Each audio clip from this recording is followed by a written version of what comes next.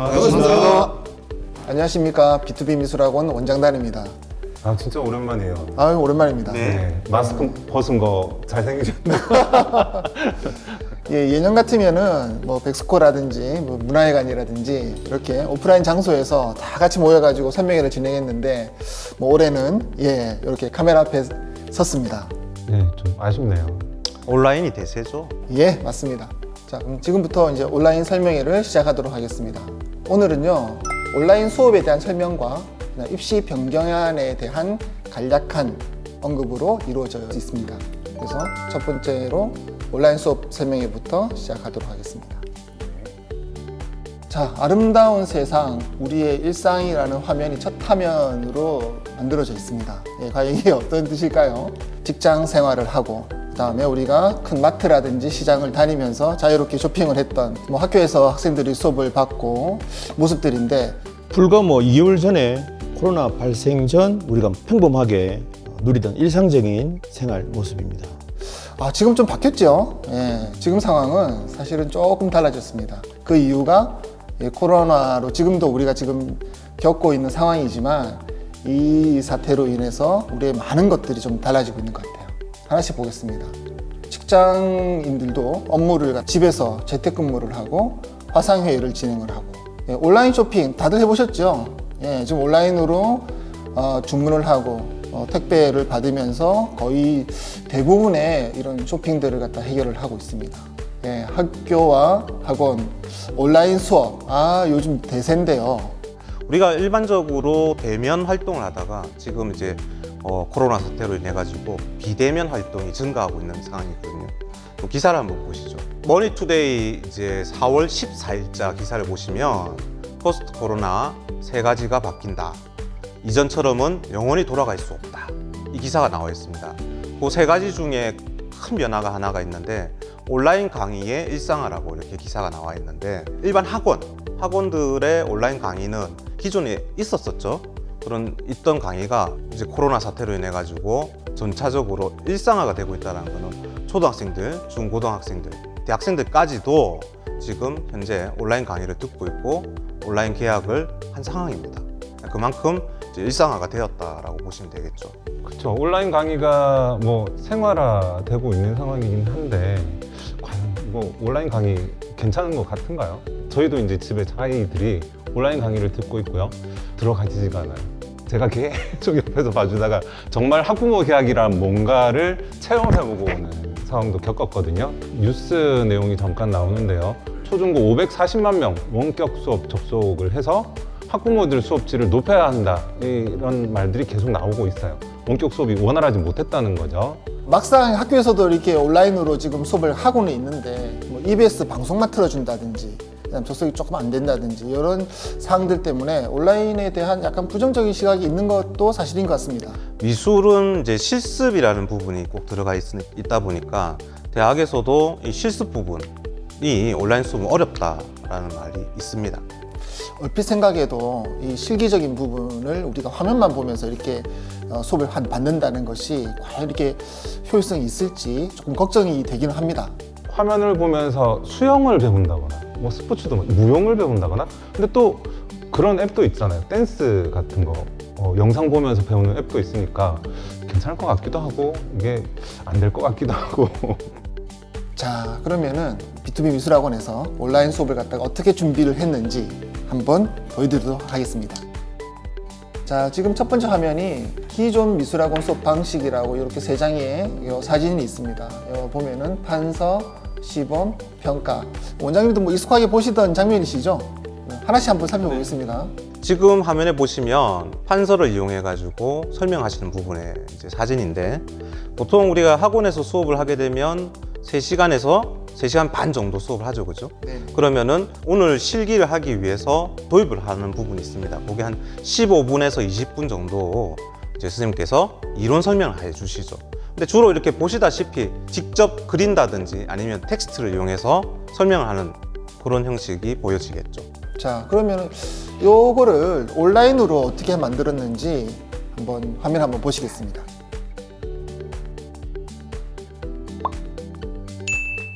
화면에서 시선은 어디로 집중될까요?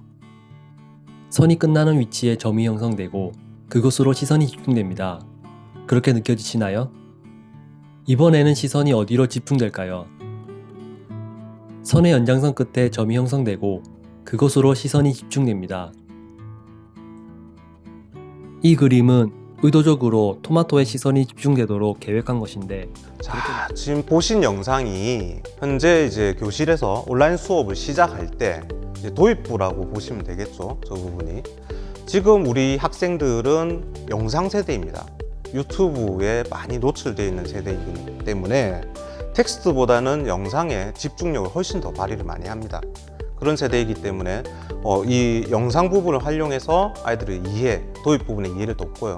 두 번째는 이제 우리가 텍스트보다는 이미지라든지 보충할 수 있는 영상들을 여러 가지 설명을 함으로 인해 가지고 도입 부분의 이해도가 높아지는 학생들이 결국은 실기의 성취도도 올라간다는 겁니다. 그리고 이 도입 부분을 반복해서 볼 수 있습니다. 아, 그렇죠. 네, 이해도가 낮은 친구들은 반복을 하면서 스스로 이해하는 과정이 훨씬 더 좋다라고 느껴집니다. 장단점도 있는 것 같아요. 이제 오프라인 강의 같은 경우에는 강의하는 선생님 얼굴 직접 보면서 감정을 느껴가면서 아, 그렇죠. 현장감이 있으니까 이제 그런 장점이 있는 반면 이제 온라인으로 수업이 진행되게 되면은 다양한 자료들을 이제 뭐 편집을 해서 딱 필요한 내용만 내용 전달 면에서는 또 온라인 수업이 훨씬 좋은 것 같아요. 사실 오프라인 선생님들이 강의를 할 때 자주 쓰는 강의, 그다음에 강조하고 싶은 내용들이 1년 내내 사실은 반복적으로 계속 말씀하시는 경우가 많거든요. 그 정제된 컨텐츠가 딱 만들어져 있으면은 효율적인 부분이 분명히 생긴다고 봅니다.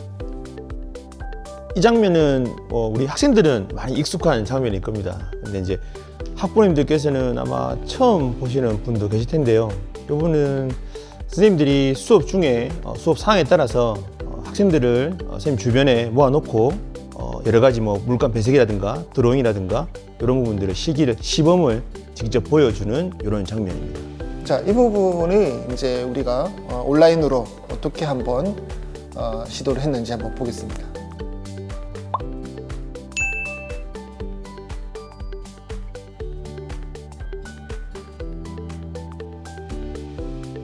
이런 시범 장면들을 부족한 학생들은 사실 반복해서 보면서 자기 실기를 늘릴 수 있는, 연습을 할 수 있는 이런 장점들도 분명히 있는 것 같습니다. 이 부분이 B2B 비주얼 앱의 내용이죠.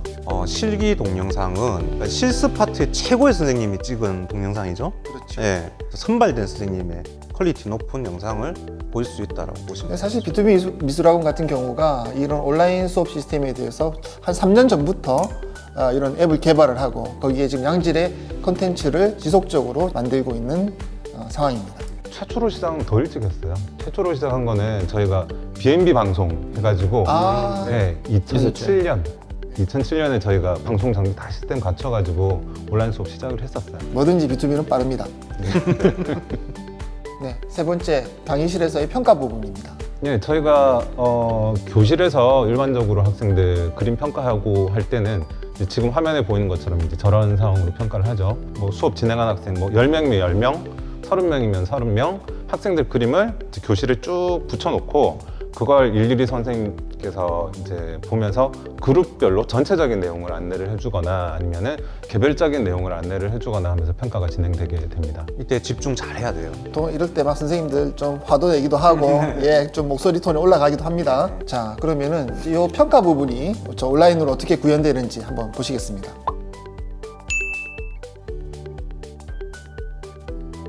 자, 일반적으로는 그림을 평가를 할 때 선생님 한 분이서 본인의 견해만 가지고 평가를 하는 경우가 많은데 방금 보셨던 이제 화면 같은 경우에는 선생님 두 분이서 나오시죠. 두 분이서 나오셔서 각자의 의견을 같이 얘기를 해주시면서 평가가 진행이 됩니다. 아무래도 뭐 한 명의 피드백을 듣는 것보다는 여러 명의 피드백을 들을 수 있다는 게 중요한 것 같고요. 그리고 이제 그림 한 장에 대해서 굉장히 자세하게 예, 하나씩 화면으로 딱 보면서 이렇게 설명을 해줄 수 있는 아마 귀 아마 쏙쏙 들어오지 싶습니다. 네.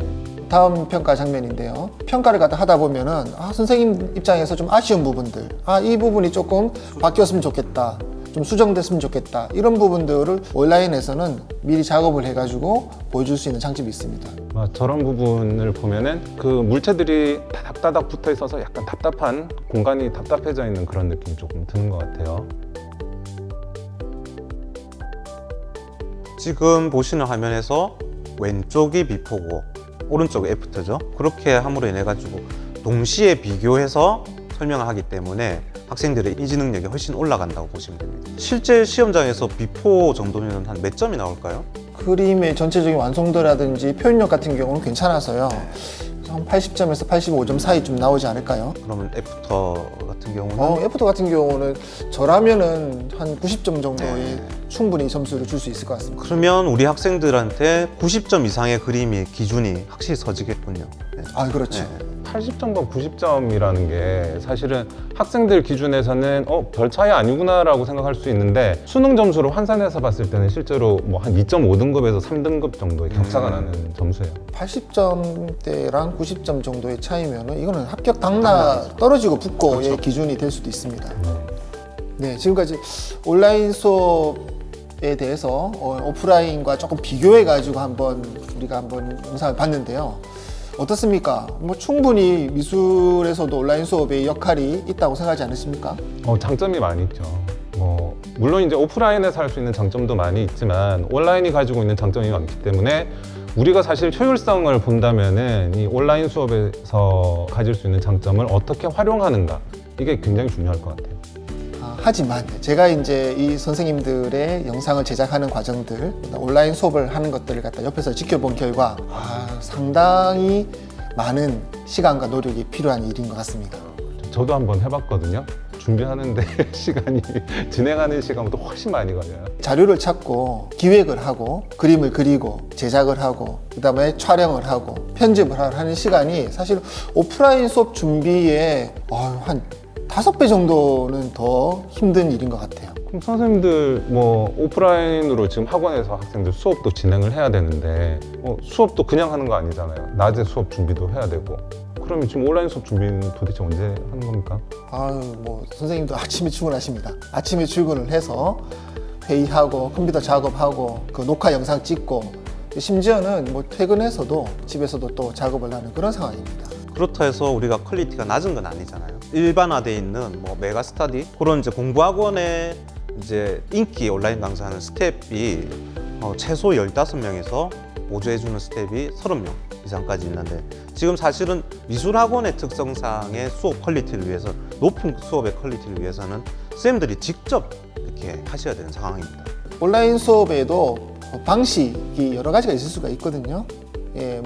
유튜브를 통해 가지고 실시간으로 한다든지 아니면 줌이라는 프로그램을 통해서 그 개별적인 피드백을 받는다든지 그리고 우리의 비전 앱을 활용하는 방법이 있고 그래서 저희 B2B 미술학원 같은 경우는 온라인을 이렇게 잘 활용하기 위한 기술적인 부분을 갖다 상당히 연구를 많이 했습니다. 실제로 우리가 지금 학교에서 온라인 수업하는데 송출 부분에서 좀 문제가 많죠. 한 번 동시 접속자가 수십만 명이 되면은 끊긴다든지 이런 현상이 일어나는데 줌 같은 경우는 저희가 유료 회원으로 이제 등록을 했고 비전 앱은 벌써 이제 2년 전부터 가동이 되는 데서 아무 문제가 없고 유튜브 같은 경우도 현재 지금 잘 활용하고 있기 때문에 요 세 가지 시스템을 같이 이렇게 쓰고 있기 때문에 저희들 송출하는 부분에서는 문제점이 없다라고 보입니다. 온라인 수업과 오프라인 수업의 장점이 분명한 것 같아요. 그래서 이 장점들을 갖다가 이렇게 병행을 해서 수업을 하면은 우리 아이들이 훨씬 더 효과적인 수업을 갖다 받을 수 있지 않을까 그렇게 생각이 됩니다. 각자의 장점들을 붙여보면은 훨씬 더 좋은 수업이 나올 수 있다고 보여집니다. 네, 온라인 수업에 대해서 학부모님들이 좀 궁금해할 만한 점들 있으면은 이렇게 질문들을 한번 정리하셨죠? 네, 안 그래도 이 온라인 수업에 관련해서 몇몇 학생들과 학부모님들이 질문 주신 내용이 사실은 있습니다. 그 중에서도 몇 가지 궁금한 점들을 따로 정리해 봤는데요. 제가 먼저 질문을 대신해 보겠습니다. 첫 번째, 온라인 수업의 수업 방식, 그러니까 온라인 수업은 어떤 방식으로 진행되는지 이런 질문이 조금 많으셨습니다. 어떻게 진행되는 거죠? 지금 이제 온라인 수업을 우리가 진행을 하자라고 하는 부분은 이제 B2B 미술학원 전체 교육원이 그 중에 가장 잘하는 선생님이 진행을 하고 그 내용을 전체 학생들이 다 들을 수 있도록 시스템을 갖추려고 노력을 하는 거고요. 제일 중요한 거는 온라인만 하겠다는 아니에요. 앞서도 계속 얘기를 했지만 온라인의 장점과 오프라인의 장점을 어떻게 활용해서 학생들이 조금 더 효율적으로 실기가 늘 수 있도록 하는가 거기에 주안점을 두고 준비를 하고 있습니다. 다음 질문 또 해보겠습니다. 현재 온라인 수업들을 진행해 보였을 때 학생들의 반응이라든가 필요한 부분들이 있든지 현재 학생들의 반응은 어떻습니까? 보통 이제 수업을 하게 되면 선생님들이 아까 말씀하셨다시피 한 20-30분 정도를 갖다 설명하지 않습니까? 이번 주에 수업 내용이 뭐 이렇다, 주의할 점은 이것이다, 뭐 선생님들이 설명을 쭉 하고 나서 그 다음에 학생들이 그림을 갖다 그리기 시작하죠. 그러면 또 중간중간에 이렇게 평가를 하고 하는데 이걸 미리 하는 겁니다, 온라인으로. 예습이죠, 예습. 이번 주에 수업할 내용을 선생님이 미리 다 준비를 해가지고 수업의 주안점, 목표, 그 다음에 주의사항들을 갖다 미리 다 온라인으로 강의를 하니까 학생들이 집에서 미리 생각을 해가지고 학원에 오는 거예요. 그럼 학원에 와가지고 그림을 갖다 바로 그리는 겁니다. 그럼 선생님들이 이게 설명할 시간이 줄어들기 때문에 학생들은 그림 그리는 시간이 더 늘어나게 되고 오히려 완성도가 더 좋아지기도 하고 이해력도 어느 정도 갖춰진 상태에서 수업을 받다 보니까 수업의 결과물도 더 이제 좋아지는. 그래서 지금 올해 우리 동네 교육원 3학년 이제 입시반 같은 경우는 작년보다 그림이 조금 더 좋은 것 같아요. 사실은 이 부분에 대해서 조금 학생들, 학부모님들 문의가 조금 많은 편이긴 했습니다. 그럼 온라인 수업의 수강료는 어떻게 책정이 되는지 이런 부분들이 사실은 조금 문의가 있으셨습니다. 현재는 이제 우리가 오프라인과 온라인 수업이 같이 병행해서 이루어져 있습니다. 그러니까 단독적으로 온라인 수업만 따로 떨어져 있지는 않거든요. 그렇다 보니까 이제 온라인 수업의 수강료가 오프라인 수업 안에 들어와 있는 상태고 향후 이제 온라인 수업이 좀 더 본격적으로 많아지면 양이 온라인 수업은 따로 수업료가 책정이 될 것입니다. 혹시 뭐 온라인 수업만 따로 들을 수강을 현재는 지금 연결이 되어 있기 때문에 따로 수강은 좀 어렵고 올 겨울에 만약에 이제 우리 정시 특강이 들어간다든지 뭐 여름에 특강 이렇게 들어갈 때는 수업의 양이 많아야 되지 않습니까? 그럴 때 이제 좀 비대면으로 해야 될 상황이 생긴다면 온라인 수업을 이렇게 적극적으로 가동할 수 있는 준비가 되어 있다라는 거죠.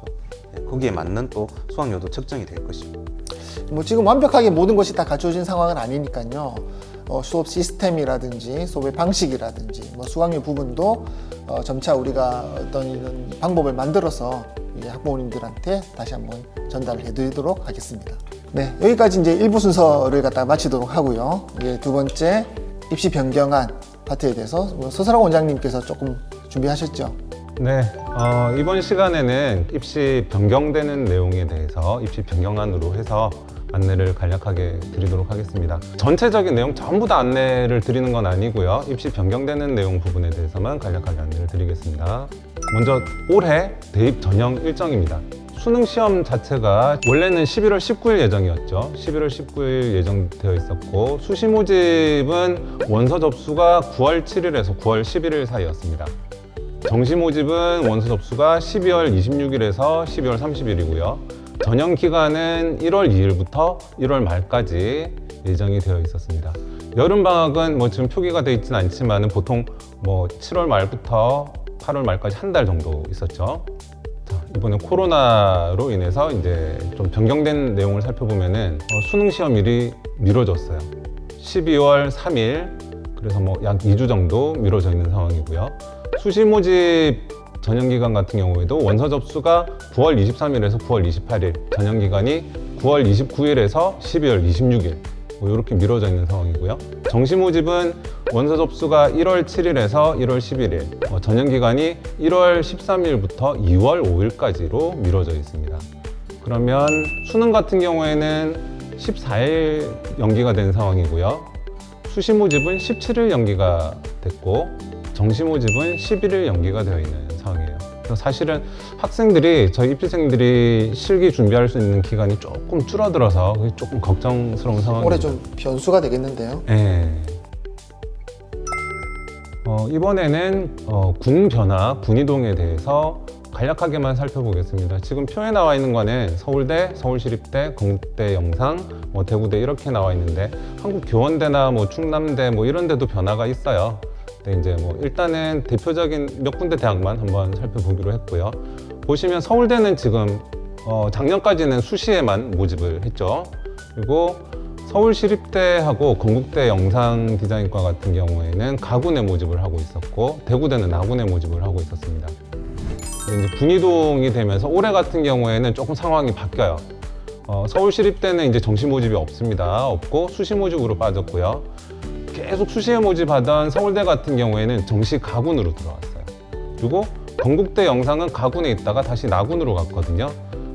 저게 무슨 상관이 있을까? 뭐 그렇게 생각할 수도 있지만 사실은 저 상황에 따라서 학생들 지원하게 되는 상황이 굉장히 많이 틀려집니다.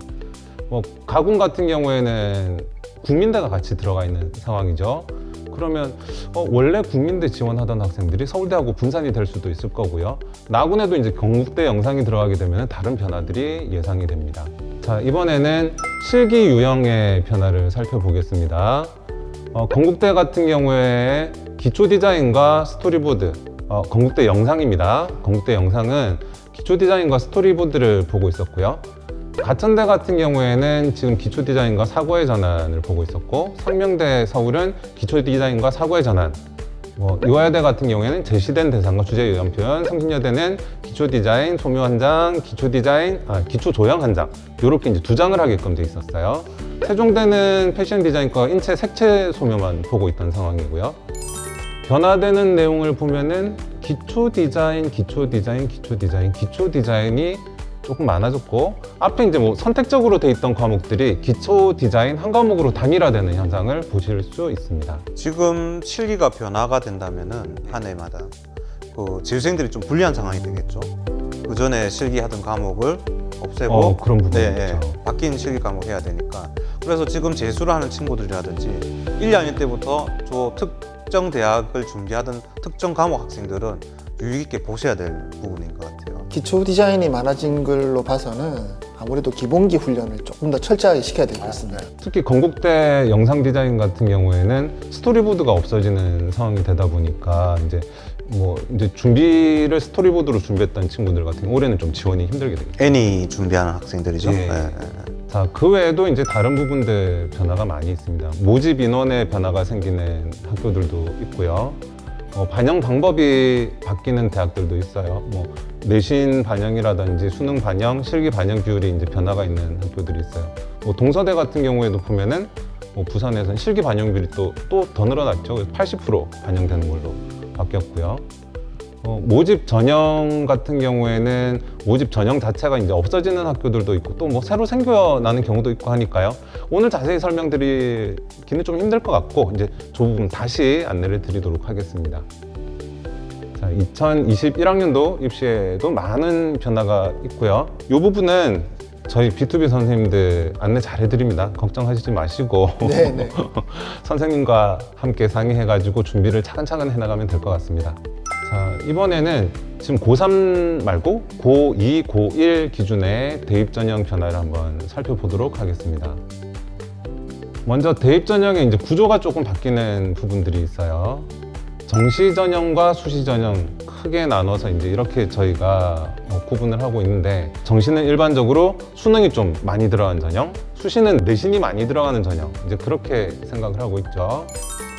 정시 전형의 변화를 조금 살펴보면은 정시 전형이 모집 정원이 대학 전체 상황으로 봤을 때는 23% 남짓 정도 됐어요. 근데 일단 2022학년도 입시부터는 30% 이상으로 확대를 해라고 이제 정해져 있는 상황이고, 2023년인가요? 한 해 뒤부터는 서울권 대학은 무려 대부분 45% 정도까지 확대하는 걸로 일단 예정하는 발표가 돼 있는데, 구체적인 사항은 대학교에서 발표하는 건 올해 4월 말까지 발표되기로 돼 있어서 6월 달쯤 돼야 이제 정확하게 안내를 저희가 해드릴 수 있을 것 같아요. 예상은 정시가 점점 늘어난다. 정시가 그렇게 보셔도 점점 되겠죠. 늘어난다라고 봐야 될 것 같아요. 자, 수시 같은 경우에는 최저학력 기준 활용 부분에서 좀 공고되는 사항이 있어요. 최저학력 기준은 예전부터 반영 방법이나 비율을 조금 낮추는 쪽으로 갔는데 그게 계속 유지가 되고 있는 상황이에요. 그래서 선발 방법의 취지에 맞지 않는 최저학력 기준은 이제 부정적으로 평가를 하고 재정 지원과도 연계를 시키겠다. 대학에서 위험하게 최저학력 기준을 반영할 이유는 없겠죠. 수시 본연의 취지를 좀 살리겠다는 뜻이. 그렇죠. 이제 수능 성적이 반영이 된다거나 했을 때 수시 취지가 좀 약해질 수 있겠죠. 자, 수능에서 변화를 한번 살펴보도록 하겠습니다. 공통 플러스 선택이라고 되어 있는데요. 작년까지 치러졌던 수능과는 이제 조금 상황이 달라지는 상황이겠죠. 국어, 수학, 영어, 한국사, 탐구 우선 이렇게 나눠서 볼 수 있고요. 자, 국어 과목을 한번 보도록 하겠습니다. 출제 범위를 지금 기재를 해둔 거고요. 2020년도 졸업생이라고 가로 안에 표기가 되어 있어요. 보면은 화법과 작문, 독서와 문법, 문학 이렇게 범위가 되어 있고요. 올해 현재 고3 학생들 가운데 있는 내용, 2021학년도 내용을 보면은 화법과 작문, 독서, 문학 그리고 언어와 매체 뭐 이렇게 들어가 있거든요. 크게 변화 없어요. 올해 고3들 같은 경우에는. 근데 그 뒤에 고1, 2, 2022학년도 같은 경우에는 공통 과목과 선택 과목 이렇게 나눠져 있어요. 공통 과목으로 해서 독서와 문학이 들어가 있고요. 선택 과목으로 해서 화법과 작문 그리고 언어와 매체 중 택일이라고 되어 있습니다. 학생들이 공통적으로 공부해야 되는 과목이 있고 선택권을 일부 범위를 줬기 때문에 학생들이 약간 본인한테 유리하게 공부를 컨설팅해서 갈 수가 있을 것 같아요. 교육과정 같은 경우에는 작년까지는 2009 개정 교육과정이었고 올해 고3부터는 이제 바뀐 2015 개정 교육과정으로 해서 진행이 되게 됩니다. 자, 다음 수학 부분 한번 살펴보도록 하겠습니다. 작년에 졸업했던 친구들과 올해 고3 그리고 지금 1, 2학년 상황이 많이 다른데요. 똑같이 지금 1, 2학년 상황을 보게 되면은 공통으로 들어간 거는 이제 수학 1 그리고 수학 2 범위가 이제 공통으로 들어가게 되고 선택으로 할 수 있는 게 확률과 통계, 미적분, 기하 중에서 본인이 잘하는 과목을 선택을 하면 되겠습니다. 자, 이번에는 영어와 한국사 상황을 보면은 영어, 한국사는 크게 변화는 없어요. 절대평가로 진행되던 부분이 계속 절대평가로 진행이 되고 있고 교육 과정에 이제 변화만 조금 있다고 살펴보시면 될 것 같고요. 탐구 과목은 약간의 변화가 있습니다. 작년 졸업생과 올해 고3까지는 사회탐구, 과학탐구 여기 그 범위 안에서 본인이 두 과목을 선택을 해서 응시를 할 수 있게 돼 있었고요. 지금 고등학교 2학년과 1학년부터는 사탐 한 과목, 과탐 한 과목을 선택을 해도 상관이 없어요. 그리고 내가 사탐만 하고 싶어 그러면 사탐 두 과목을 해도 되고 과탐만 하고 싶어 그러면 과탐 두 과목을 선택을 해도 상관이 없습니다. 기존의 수능 평가 방법에서 절대평가로 들어갔던 과목이 영어와 한국사 두 과목이었죠. 이 부분은 잘 모르시는 경우가 있었을 것 같은데 추가가 됐어요. 절대평가로 들어가는 과목이 제2외국어와 한문 같은 경우에도 앞으로 절대평가로 들어가게 됩니다. 그리고 EBS 연계율이 기존에는 70% 정도였어요. 근데 EBS 연계율이 50% 정도로 낮아집니다. 이유는 학생들이 EBS를 보고 영어 같은 경우에는 문장을 통으로 다 외워버린대요. 그러면 이제 그 문장에 있던 것들이 출제 빈도가 높다 보니까 연계율을 조금 낮춰서 학생들이 진짜 제대로 공부할 수 있게끔 하겠다라는 이제 취지가 깔려 있고요. 대입 전형의 학생부가 개편되는 내용이 많이 있습니다. 지금 고2부터겠죠. 자, 뭐가 많아요. 인적사항, 수상 경력 여러 가지가 있는데 간단하게 한번 살펴보도록 하겠습니다. 인적사항은 부모 정보는 지금 안 들어가도록 바뀌고요. 수상 경력은 개수가 제한이 됩니다. 동아리 같은 경우에는 학년당 1개만 제한이 되도록 돼 있고요. 소논부는 이제 기재가 안 되도록 돼 있고 자격증 같은 거는 제공이 안 되도록 돼 있습니다. 청소년 단체 활동 같은 경우에는 단체 명만 기재하도록 돼 있고요. 제일 중요한 게 마지막에 특기사항 세특이라고 보통 얘기를 하는데 들어가는 내용이 총 4,000자에서 2,200자로 줄어들어요. 그럼 어떻게 되죠? 특기사항이 줄어든다는 거는 대학에서 이 학생부 자료를 보고 학생을 판단하는 내용 자체가 줄어드는 거예요. 변별력이 약간 줄어든다고 볼 수가 있겠죠.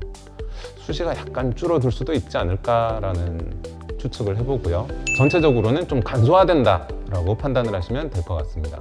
목적 같은 경우에는 과도한 경쟁, 사교육 유발 요소 항목을 조금 정비하겠다라는데 이제 목표를 두고 있고 기재 격차 완화나 기재 관리 책무성을 조금 제고해 보겠다라는 취지로 진행을 저렇게 하고 있습니다. 이번에는 서류 전형 개편 사항을 한번 살펴보도록 하겠습니다. 서류는 크게 보통 자기소개서와 교사 추천서 이렇게 볼 수 있을 거고요. 미대 같은 경우에는 일부 미술활동 보고서가 있긴 한데 지금은 전체적인 내용을 살펴보기 때문에 저 두 가지 내용을 살펴보도록 하겠습니다. 자기소개서 같은 경우에 기재 방법은 학생의 경험과 생각을 확인하는 쪽으로 조금 질문 내용이겠죠. 조금 저쪽으로 유도하겠다. 1번 문항, 2번 문항, 3번 문항까지 공통으로 돼 있고 4번 문항은 이제 대학 자율로 돼 있었어요. 1번, 2번 문항이 통합이 되게끔 돼 있고요. 삼봉문항은 질문 방식을 조금 바꾸겠다고 하는데 그거는 뭐 자세히 살펴봐야 알 수 있을 것 같습니다. 여기서도 제일 중요한 게 글자 수예요. 자기소개서에 기존에 5,000자 정도를 기재할 수 있었는데 지금 변경되는 상황에서는 3,100자로 줄어듭니다. 제가 사실 이제 학생들 자기소개서를 이렇게 쭉 보다 보면은 5,000자 내용을 기재를 하더라도 하고 싶은 말을 다 못해요. 절반밖에 못하는 것 같아요. 근데 거기에 이제 3,100자로 확 줄어들게 되면은 자기소개서의 비중도 조금 줄어들지 않을까라고 조심스럽게 지켜볼 수 있겠습니다. 더욱더 간결하게 핵심적인 내용만 좀 적어야 되겠네요. 그렇죠. 그러면 이제 저쪽 자기소개서 전용으로 진행하는 친구들 같은 경우에는 내용 정리의 난이도는 사실은 조금 더 높아졌다고 볼 수 있을 것 같아요. 자, 이번에 교사 추천서 부분인데 빨간색으로 적혔죠. 폐지. 교사 추천서는 앞으로 없어집니다. 그래서 자기소개서와 교사 추천서도 이제 간소화된다고 볼 수 있을 것 같고요. 목적은 학생 고유의 특성을 확인하도록 개선하겠다.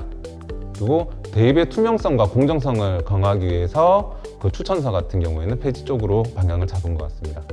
자, 이번에는 대입 전형 대학별 고사 개선 사항을 한번 살펴보도록 하겠습니다. 크게 면접과 지필고사 이렇게 나눠볼 수 있을 것 같고요. 면접 같은 경우에는 학생부 기반의 확인 면접을 원칙으로 하겠다. 학생부 기반한 내용 아니면 다른 질문은 가능하면은 대학에서 이제 안 하는 쪽으로 유도를 하겠다는 거겠죠. 이 면접이 꼭 필요한지 필요 여부 점검을 해서 이제 최소화해서 면접을 볼 수 있도록 유도하겠다. 또 공정성을 위해서 블라인드 면접까지 도입하겠다라고 하는 상황이고요. 지필고사 같은 경우에는 수시 모집 취지에 위배되는 적성고사는 이제 폐지하도록 하겠다라는 상황입니다. 그리고 논술고사 같은 경우에도 단계적 폐지를 유도하고 있는 상황이고요. 지금 이제 면접고사나 뭐 지필고사 같은 경우에도 폐지 쪽으로 조금 많이 가고 있는 상황으로 생각을 하시면 될 것 같아요. 자, 목적 같은 경우에는 학생의 선택권을 강화하고 부담을 조금 줄여주겠다라는 목적, 그리고 대입 투명성과 공정성을 강화하겠다라는 목적을 가지고 있습니다. 어떻게 준비해야 될지 좀 걱정되시죠? 불안하시겠지만 너무 걱정하지 않으셔도 됩니다. B2B 미술학원이 자세히 안내를 해드릴 거고요. 오늘은 제가 변화되는 내용만 일단 간단하게만 간추려서 안내를 해드렸어요. 자세한 내용은 다시 준비가 돼서 안내가 나갈 예정입니다. 일단은 지금 일정을 이렇게 잡았어요. 입시반 설명회를 온라인으로 진행을 할 예정이고요. 예의반 설명회도 온라인으로 진행할 예정인데, 온라인으로 진행하다 보니까 저희가 기존에는 설명회를 1시간 반, 2시간 정도 진행하던 내용을 너무 길게 하면 힘들 것 같아서 1, 2, 3부로 나눴습니다. 그래서 입시반 1, 2, 3부 나눠서 1부는 5월 15일 예정, 2부는 5월 22일 예정, 3부는 5월 29일 예정이 돼 있고요. 예비반 같은 경우에는 1부 6월 5일 예정, 2부 6월 12일 예정, 3부 6월 19일 예정으로 되어 있습니다. 네, 오늘 그 설명을 드렸던 입시 관련한 내용은 일종의 예고편이라고 보시고요. 네, 맞습니다. 조금 더 구체적이고 자세한 내용은 5월달, 6월달 중으로 입시반, 예비반 나눠가지고 자세하게 설명을 해드리도록 하겠습니다. 저 설명의 1부, 2부, 3부가 각각 다른 내용들인가요? 아니면 저 세 개 중에서 한 번만 들으면 된단 말인가요? 각각 다른 내용들입니다. 전체 내용을 단락을 끊어서 안내를 하는 거기 때문에 다 들어주셔야 입시에 대한 내용이 이해가 가시고요. 온라인 설명회로 진행하는 거에는 장점이 있어요. 저희가 오프라인 설명회를 진행하면 한 번 듣고 나면은 그 다음에 기억을 못 합니다. 계속 보실 수 있어요. 계속 보시면서 어떤 내용인지 꼭 숙지를 해주셔야 학생들한테 정확하게 안내를 해주실 수 있습니다. 예비반 학부모님들 같은 경우는 시간만 되시면 입시반 내용도 들으시고 그다음에 또 예비반 내용도 이렇게 들으시면은 조금 더 비교도 하면서 도움이 될 수 있을 거라고 생각됩니다. 네, 오늘 온라인 수업에 대해서 B2B 미술학원이 준비한 내용과 그리고 입시 변동화에 대해서 잠시 한번 살펴봤습니다. 부모님들께서도 혹시 궁금한 점이나 문의하시고 싶은 내용이 있으시면은 학원으로 직접 방문을 해주셔도 되고 화상으로도 가능한 시스템을 갖다가 저희가 지금 준비를 하고 있습니다. 그래서 집에서 궁금하신 내용을 비대면으로 이제 상담을 갖다가 하실 수가 있는 것이죠. 적극적으로 활용해 주시길 바라고요. 오늘 준비하신다고 수고 많으셨습니다. 네, 다음에는 더 좋은 모습으로 다시 한번 찾아뵙겠습니다. 감사합니다. 감사합니다.